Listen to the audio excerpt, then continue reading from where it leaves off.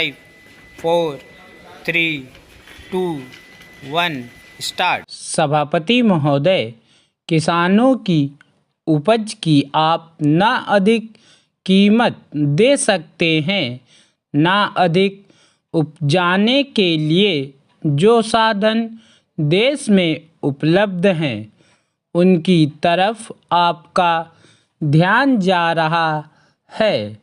जो कुछ आप कर रहे हैं उससे कोई अच्छा भविष्य नज़र नहीं आ रहा है। मैं यही कहना चाहता हूँ कि आप देखें कि आपके कार्यक्रम में कहाँ त्रुटि है, कहाँ कमी है।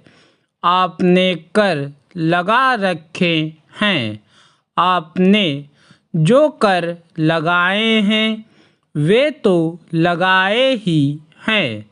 हमारे प्रदेश में तो ज़मीन पर 25% ज़्यादा कर भी लगा दिया गया है। इतना बोझ अगर किसान पर होगा तो उसकी कमर टूट जाएगी। वह पहले से टूटी जा रही है, लेकिन वे इन करों को देने के लिए भी तैयार है।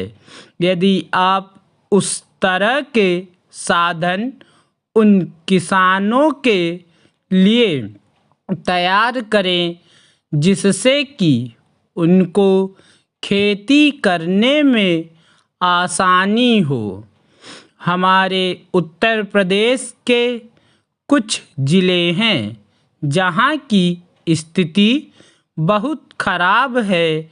वह ज़िले हैं पूर्वी ज़िले हैं जहाँ पर बहुत बुरी स्थिति है।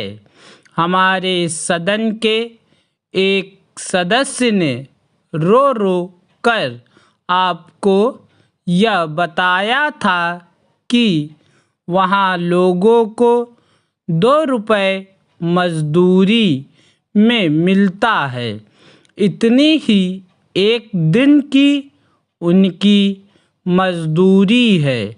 सरकार ने एक आयोग की नियुक्ति की थी ताकि वहाँ पर कुछ विकास के कार्य किए जाएं। वह योजना भी अब खटाई में पड़ गई है।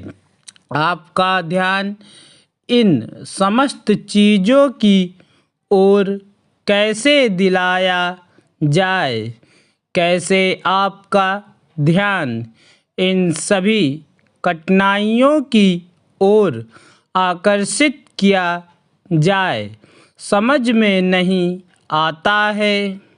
यातायात के साधनों की स्थिति यह है कि ट्रेनों में दूसरे दर्जे में भीड़ भाड़ का कोई ठिकाना नहीं है, उसकी कोई सीमा नहीं है। हर रोज़ ऐसा मालूम पड़ता है कि कोई मेला चल रहा है। आपके पास अच्छे इंजन हैं, अच्छे गति वाले इंजन हैं, लाइन भी अच्छी है, तो क्यों नहीं दूसरे दर्जे के अधिक डिब्बे लगाए जाते हैं।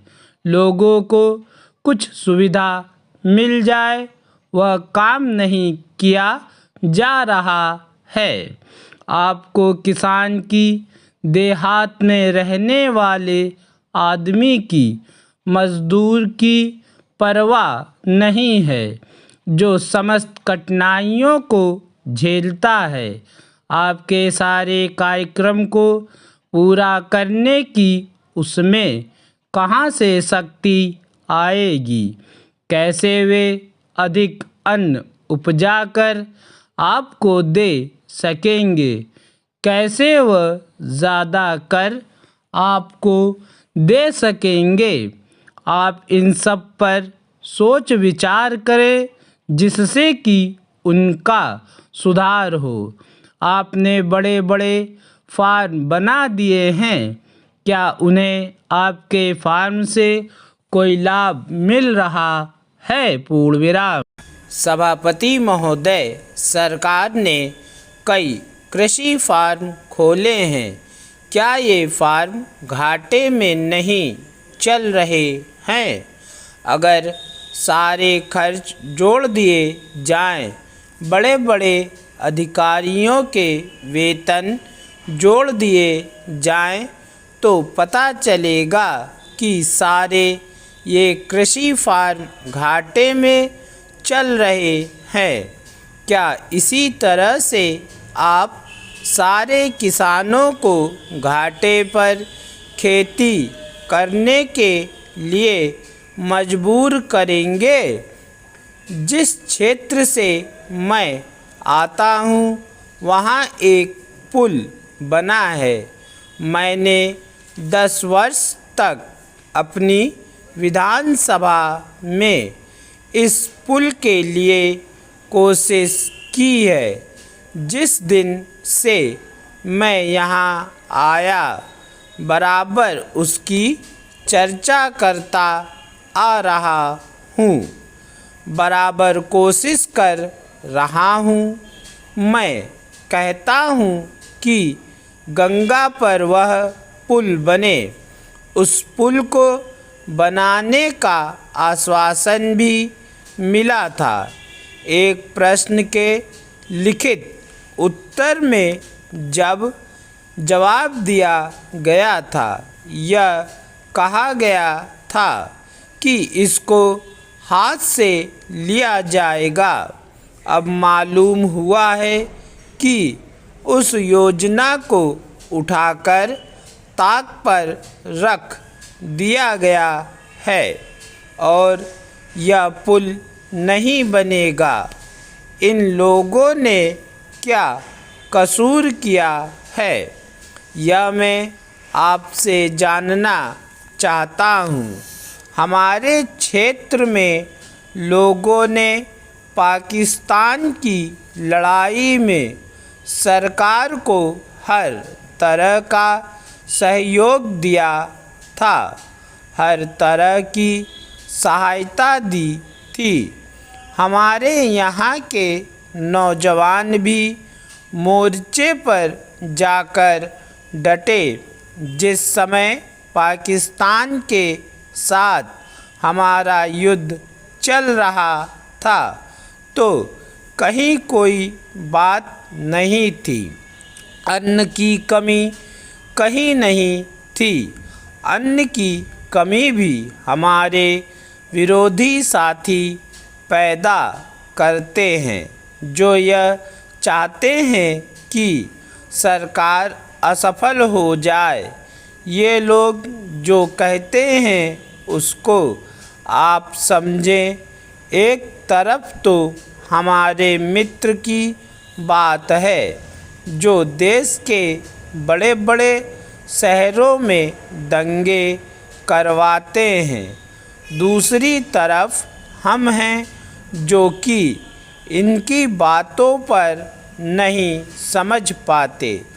इनको सभी वे लोग मिल जाते हैं जो बेकार होते हैं या जो दंगे करवाने के लिए उत्सुक हैं। इसलिए सरकार का इन सारी चीज़ों की तरफ ध्यान जाना चाहिए और उसको सोचना चाहिए कि क्या तरीका इन सब से बचने का हो सकता है।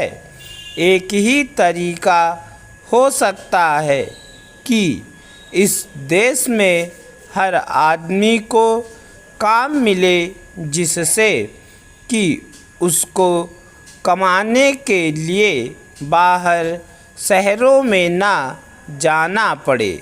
देहात में लोगों को करने के लिए काम मिले और खादी कमीशन की जो योजना है और जो कि एक अच्छी योजना है, वह ठीक तरह से चले। सौभाग्य से मैं आर्य समाज संगठन में संबंध रखता हूँ, जिसका मुझे गर्व है। पूर्ण विराम।